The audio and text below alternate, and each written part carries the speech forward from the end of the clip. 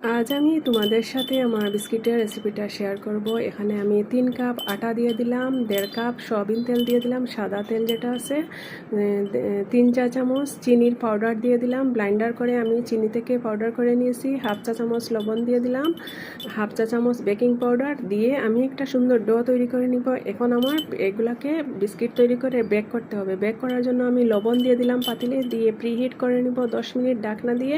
Preheat করার পরে এই ঢাকনিটা দিয়ে আমি এখানে বিস্কিটগুলো সাজিয়ে নিব। এখন আমি বিস্কিটের শেপ দিয়ে ডো থেকে বিস্কিট তৈরি করে নিচ্ছি। এই যে বিস্কিটের শেপ দিয়ে আমি বসিয়ে দিচ্ছি সবগুলো।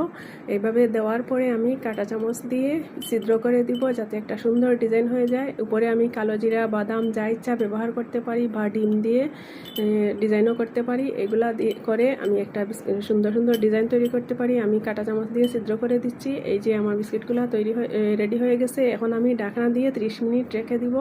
30 মিনিট রাখার পরে আমার বিস্কিটগুলো রেডি হয়ে যাবে। হয়ে গেছে আমার বিস্কিট। এখন আমি এগুলা ঠান্ডা করে তারপর নামিয়ে নিব। আল্লাহ হাফিজ।